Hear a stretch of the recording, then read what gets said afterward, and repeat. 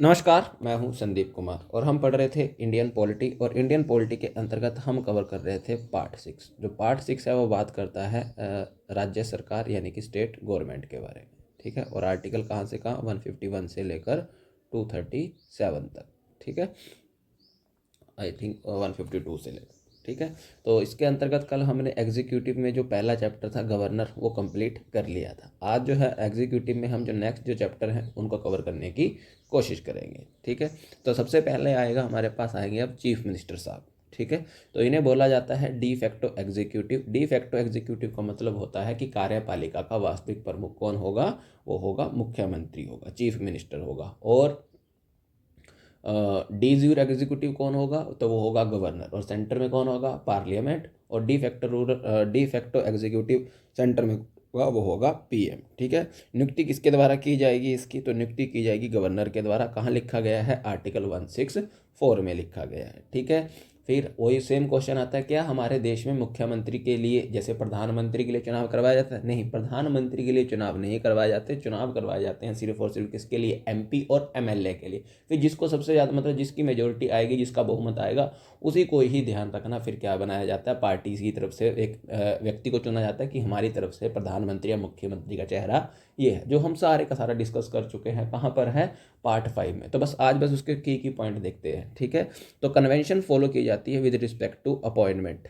ठीक है, कि जब प्रधानमंत्री को नियुक्त मुख्य प्रधानमंत्री या मुख्यमंत्री को नियुक्त किया जाता है तो हमारे यहाँ पर एक रीति रिवाज है। ठीक है, क्या है कि leader of the majority party, कि जिस पार्टी को जो इलेक्शन आएंगे, आम इलेक्शन आते हैं, चाहे राज्य के आएँ चाहे वो सेंटर के आएँ, तो इसमें जिस पार्टी को क्लियर बहुमत मिल जाएगा, ठीक है, वो पार्टी जो है मतलब सरकार उसकी बनेगी, प्रधानमंत्री भी उसी पार्टी से आएगा। ठीक है, अब जब क्लियर कट मेजोरिटी नहीं मिलती तो यहाँ पर डिस्क्रिशन है, यहाँ पर मर्जी है। किसकी मर्जी है, गवर्नर की। वो क्या करेगा, लार्जेस्ट पार्टी को, जिसको क्लियर कट मेजोरिटी नहीं मिली है लेकिन हाँ सबसे ज़्यादा उसको सीटें मिली है, तो उसको अप्रोच करेगा। ठीक है, और वहाँ से किसी व्यक्ति को क्या कर देगा, प्रधानमंत्री नियुक्त कर देगा। और फिर उसको बोलेगा कि आप जाइए अपने विधानमंडल में, जाइए स्टेट लेजिस्लेचर में जाइए और बहुमत साबित करिए। ठीक है, अब कोई व्यक्ति जो स्टेट लेजिस्लेचर का सदस्य नहीं है, ठीक है, तो गवर्नर जो है उसे मंत्री भी नियुक्त कर सकता है, प्रधानमंत्री भी नियुक्त कर सकता है। लेकिन फिर उसे क्या करना पड़ेगा, 6 महीने के भीतर भीतर किसी एक हाउस की सदस्यता लेनी। फिर उसके लिए क्या है, अगर वो ऐसा नहीं करता तो उसे अपने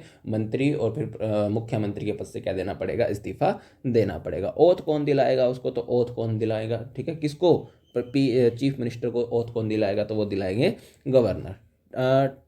टर्म अमूमन जब क्लियर कट मेजोरिटी है, क्लियर कट मेजोरिटी मिली हुई है, मतलब 50% +1 सीटें मिली हुई हैं, ठीक है, तो अमूमन रहता है 5 वर्ष। लेकिन जो हमारा किताब बोलती है वो बोलती है नॉट फिक्स है। नॉट फिक्स का सिंपल सा मतलब है pleasure of the governor. Governor इसका मतलब क्या हुआ कि जब तक उसके पास मेजोरिटी होगी तब तक वो उस पद को एंजॉय करेगा, जब तक उसके पास मेजोरिटी नहीं होगी उसे वो पद छोड़ना पड़ेगा। ठीक है, तो वो सारी की सारी चीज़ें बस ऊपर जो हमने प्रेसिडेंट में पढ़ी थी, पीएम में पढ़ी थी, वो सारी की सारी है, डिट्टो कॉपी है उसकी। सिर्फ शब्द को रिप्लेस करना है आपको, प्रेसिडेंट को रिप्लेस करना है किसके साथ, गवर्नर के साथ, और पीएम को रिप्लेस करना है किसके साथ, सीएम के साथ। फिर अगला देखो पावर एंड फंक्शन, तो मैंने लिखने की कोई ज़रूरत नहीं है, पढ़ने की भी सेम है, डिट्टो कॉपी है। मैं ये भी बस बता सकता हूँ कि ये भी दरअसल में सारा का सारा हमने क्या पढ़ रखा है।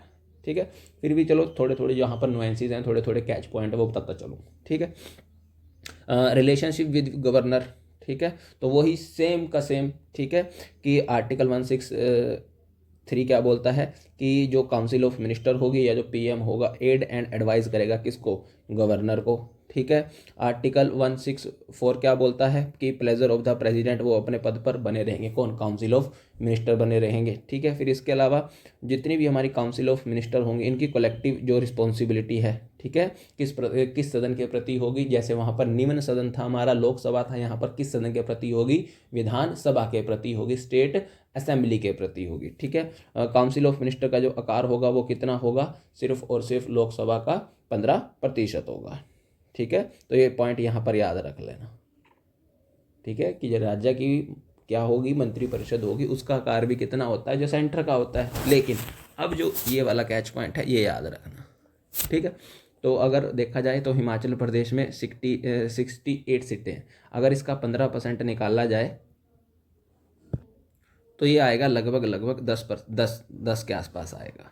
ठीक है, तो क्या वर्तमान में हिमाचल प्रदेश का जो काउंसिल ऑफ मिनिस्टर है, जो भी उसकी मंत्रिपरिषद है, जो भी उसका कैबिनेट है, क्या वहाँ पर 10 मंत्री हैं? नहीं ना, वहाँ पर आपको कितने मंत्री देखने को मिलेंगे? एटलीस्ट 12 तो देखने को मिलेंगे। तो ये कहा गया है, तो बस यही वाला पॉइंट है। तो मिनिमम कितने होने चाहिए? मिनिमम मंत्री निर्धारित कर दिए गए हैं। ठीक है, तो कम से कम कितने मंत्री होंगे? 12 मंत्री होंगे, इंक्लूडिंग किसको? सीएम। तो 1+11 मिनिस्टर होंगे ही होंगे। ठीक है, तो ये मैक्सिमम रेंज रखी गई है। और मिनिमम कहाँ से शुरू करना है, क्योंकि कई राज्यों में क्या है, विधानसभा की जो सीटें हैं वो क्या है, बहुत ही कम है, तो उस चीज़ के लिए है। ठीक है, बस इतना ही कर लेना, बाकी आप लोग ही रहने देना। क्लियर? अब काउंसिल ऑफ मिनिस्टर के बारे में है तो सेम ही पॉइंट है, सारे के सारे सेम ही पॉइंट है। जो हमने यहाँ पे हुआ हमारा पीएम वाला, तो उसमें हमने पढ़े थे वो सेम के सेम रहेंगे। ठीक है।